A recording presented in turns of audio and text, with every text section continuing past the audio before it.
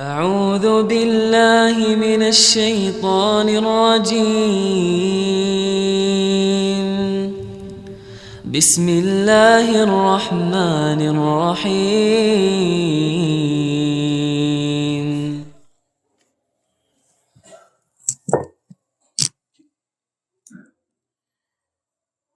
Alhamdulillah, innalhamdulillah nahmaduhu wa nasta'inuhu wa nastaghfiruh wa na'udzu billahi min sururi anfusina wa min sayyiati a'malina. May yahdihillahu fala mudilla lahu wa may yudlilhu fala hadiya lahu. Asyhadu an la ilaha illallah wahdahu la syarika lahu wa asyhadu anna Muhammadan abduhu wa rasuluhu amma ba'd. Fa ya ayyuhal muslimun usikum wa nafsi bittaqwallah wa ta'atihi faqad faza man ittaqa. Kama qala Allah ta'ala fi kitabihil karim. A'udzu billahi minasyaitonir rajim. Ya ayyuhalladzina amanu ittaqullaha haqqa tuqatih wa la tamutunna illa wa antum muslimun. Wa qala aidan qul inna rabbi yabsutur rizqa liman yasha'u min ibadihi wa yaqdiru lahu wa ma anfaqtum min syai'in fa huwa yukhlifuhu wa huwa khairur raziqin. Ma'asyiral muslimin rahimani wa rahimakumullah. Alhamdulillah, segala puji marilah kita panjatkan kehadirat Allah Subhanahu wa taala yang telah memberikan kepada kita segala kenikmatan sehingga pada siang hari ini kita bisa melaksanakan ibadah salat Jumat bersama tanpa suatu halangan apapun. Salawat dan salam kita haturkan kepada junjungan kita, uswah hasanah kita, Nabi Muhammad sallallahu alaihi wasallam, kepada seluruh keluarganya, para sahabatnya, para tabi'in, para tabi'ut tabi'in, dan semoga kita semua selalu menjadi bagian dari pengikut beliau sampai hari kebangkitan kelak. Mengawali khutbah yang singkat ini, khatib berwasiat kepada kita semua, termasuk kepada diri khatib pribadi, untuk senantiasa berusaha meningkatkan ketakwaan dan keimanan kita kepada Allah Subhanahu wa taala. Dengan apa? Dengan menjalankan semua kewajiban-kewajibannya dan menjauhkan diri dari segala hal-hal yang dilarang dan diharamkan. Masyaallah muslimin rahimani wa rahimakumullah. Maka Allah itu telah memberikan kepada kita begitu banyak kenikmatan. Yang kenikmatan ini tidak bisa kita hitung berapa jumlahnya. Allah berfirman, wa in ta'uddu ni'matallahi la tuhsuha. Jika engkau itu menghitung nikmat yang sudah Allah berikan, niscaya engkau tidak akan bisa menghitung. Dan salah satu nikmat yang paling nampak, yang paling sering kita rasakan kenikmatannya adalah nikmat harta. Maka nikmat harta ini sama seperti nikmat yang lainnya, itu wajib untuk disyukuri. Maka bagaimana cara mensyukuri nikmat ini? Dengan menjalankan 3 rukun dalam bersyukur, yaitu dengan hati, ucapan, dan menggunakan nikmat tersebut untuk hal-hal kebaikan. Maka ingatlah sebuah kaidah yang menjadi prioritas dalam mengeluarkan harta adalah memenuhi yang wajib lalu memperhatikan yang sunnah. Sebagaimana kaidah dalam amal soleh seperti itu pula. Masyaallah muslimin rahimani wa rahimakumullah. Maka dalam masalah harta ini ada beberapa aturan, ada beberapa syariat yang sudah ditetapkan di dalam agama Islam. Dan aturan ini harus kita pahami supaya harta yang kita dapatkan adalah harta yang benar-benar berkah, benar-benar membawa kemanfaatan, bukan harta yang membawa kebinasaan. Yang pertama adalah mencari harta dengan cara yang halal. Maka Ibnu Taimiyah rahimahullah berkata, wal qalilu minal halali yubaraku fihi. Rezeki yang halal walau sedikit itu lebih berkah. Wal haramu al kabiru yadhabu wa yamhaquhullahu ta'ala. Sedangkan rezeki haram itu akan cepat hilang dan Allah akan menghancurkannya. Maka ketika kita mencari harta, mencari pekerjaan, mencari nafkah, yang paling penting, yang paling utama, yang paling pertama harus kita cari, yang harus kita dapatkan adalah yang halal. Itu yang paling utama. Dari Jabir bin Abdullah radhiyallahu anhu, Nabi sallallahu alaihi wasallam bersabda, "Ayyuhan nasu taqullah, wahai umat manusia, bertakwalah engkau kepada Allah. Wa ajmilu fit talabi fa inna nafsa lan tamuta hatta tastaqi rizquha." Dan tempuhlah jalan yang baik dalam mencari rezeki, karena sesungguhnya tidaklah seorang hamba akan mati hingga ia benar-benar telah mengenyam seluruh rezekinya. Wa in abta'a, walaupun terlambat datangnya. Fattaqullaha wa ajmilu fit talbi, maka bertakwalah kepada Allah dan tempuhlah jalan yang baik dalam mencari rezeki. Mahalla wa da'uha ma harrama, maka tempuhlah jalan-jalan yang halal dan tinggalkanlah yang haram. Maka ingatlah, Allah itu sudah menjamin rezeki kita. Apa yang sudah menjadi jatah kita pasti akan datang ke tangan kita. Rezeki akan mengejar kita seperti maut mengejar kita, dan kita tidak akan mati sampai Allah memberikan rezekinya kepada kita semuanya. Maka tinggal kita pilih. Rezeki ini mau kita dapatkan dengan cara yang halal, atau malah karena kita tidak sabar mencarinya, mendapatkannya dengan cara yang haram. Tinggal pilih mana yang diinginkan. Ma'asyiral muslimin rahimani wa rahimakumullah. Kemudian yang kedua, prioritaskan untuk memenuhi yang wajib mulai dari nafkah dan tanggungan. Jadi ketika mengeluarkan harta, yang pertama kali kita keluarkan adalah untuk belanja-belanja yang wajib. Di antaranya yang paling utama adalah menafkahi keluarga. Nabi sallallahu alaihi wasallam bersabda yang diriwayatkan dari Abu Hurairah radhiyallahu anhu, "Dinarun anfaqtuhu fi sabilillah."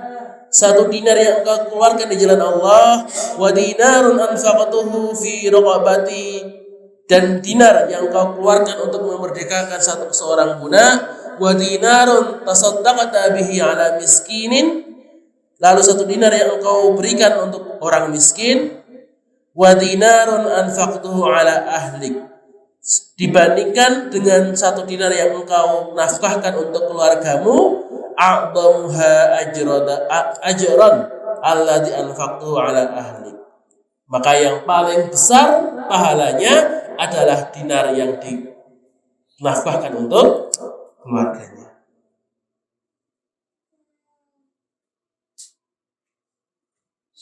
Maka ketika kita mempunyai penghasilan, mendapatkan gaji, maka yang paling utama, yang paling pertama kita keluarkan adalah untuk menafkahi keluarga kita.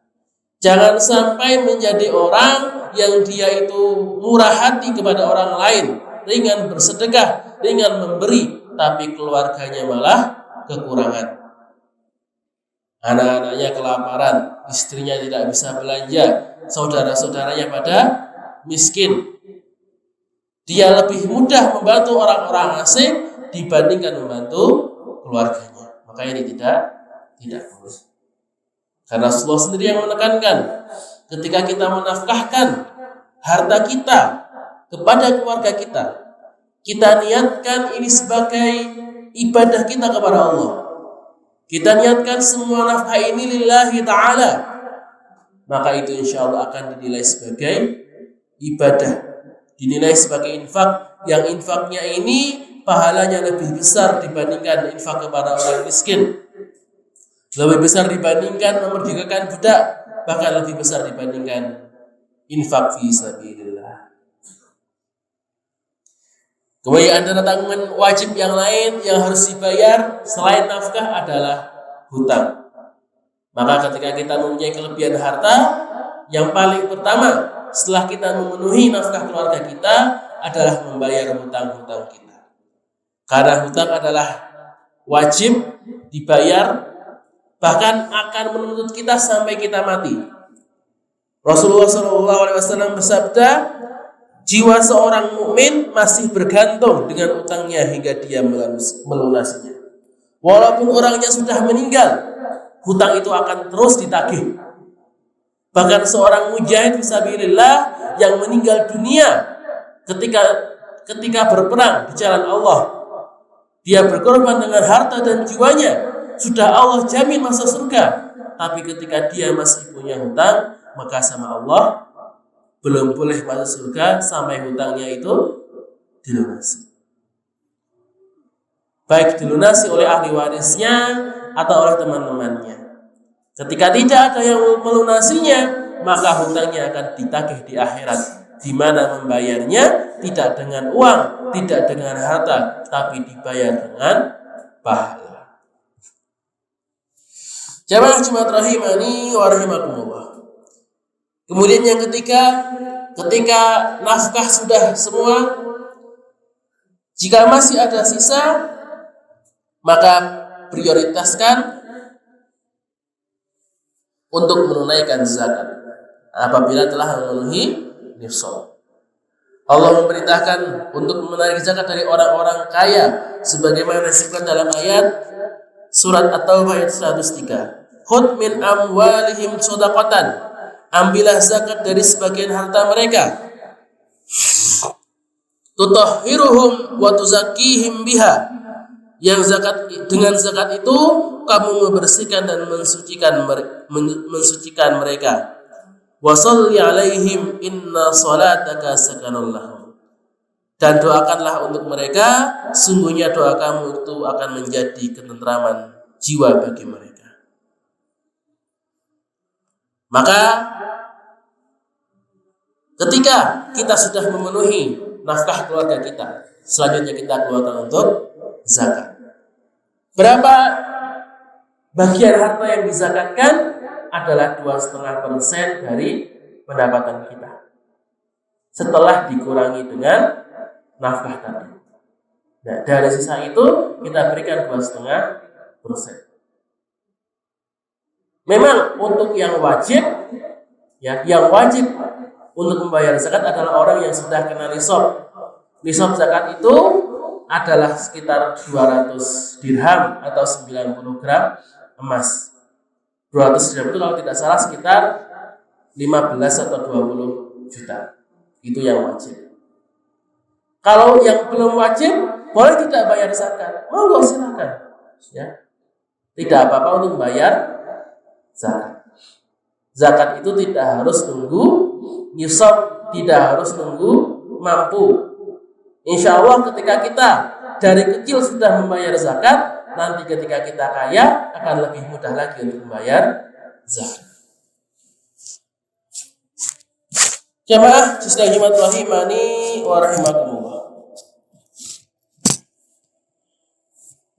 Selanjutnya, ketika sudah dibayarkan zakat dan masih ada harta yang tersisa, bisa kita manfaatkan untuk amalan-amalan sunnah, termasuk untuk berinfak di masjid, memberi makan orang miskin, memberikan donasi untuk orang yang kena bencana dan yang lainnya. Imam Ibnu Battal rahimahullah menjelaskan, barang siapa yang menyalurkan harta untuk 3 jalan, nafkah, zakat wajib, dan sedekah sunnah, maka berarti ia tidak menyia-nyiakan hartanya dan telah menyalurkannya tepat sasaran. Jadi ketika kita bisa, yang pertama tadi ya, harta itu kita berikan untuk nafkah keluarga kita, untuk menafkahi mereka, untuk memberi makan mereka. Yang kedua, jika masih ada sisa, kita bayarkan zakat kita. Untuk apa? Untuk membersihkan harta kita, karena dari harta kita itu masih ada jatah milik orang lain. Ya. Paling tidak kita keluarkan 2,5% untuk zakat. Nah, untuk zakat mal bisa kita bayarkan lewat badan zakat seperti Lazismu atau badan zakat yang lainnya. Yang kemudian yang ketiga, jika kita masih punya kelebihan, uang itu bisa kita keluarkan untuk bersedekah, untuk berinfak, untuk membangun masjid, untuk membangun pondok dan yang lainnya. Dan jika masih ada sisa lagi, nah bisa kita tabung untuk keperluan kita yang akan datang. Jangan sampai harta yang kita punya malah kita gunakan untuk kegiatan yang sia-sia, untuk foya-foya, hanya untuk mencari kenikmatan dunia saja. Karena itu adalah penggunaan harta yang tidak benar. Itu bukanlah bentuk yang sesuai untuk mensyukuri nikmat harta yang sudah Allah berikan. Maka bentuk syukur yang paling tepat yang diajarkan oleh Rasulullah SAW adalah yang pertama kita berterima kasih, bersyukur kepada Allah, dan yang kedua bagaimana kita memanfaatkan nikmat harta yang Allah berikan di jalan yang baik, bukan jalan yang sia-sia, apalagi jalan kemaksiatan. Hadirin yang dirahmati Allah Subhanahu wa taala, demikian khutbah singkat pada siang hari ini, dan semoga Allah memberkahi harta kita semua, semoga Allah melancarkan nikmat hartanya kepada kita, dan semoga kita semua selalu bisa mendapatkan rezeki dari jalan yang halal dan bisa menghabiskannya di jalan yang halal pula. Amin amin ya rabbal alamin. Aqulu qawli hadza barakallahu li wa lakum fil Qur'anil 'azim wa nafa'ani wa iyyakum minal ayati wad dzikril hakim wa taqabbal minni tilawatahu innahu huwal ghafurur rahim.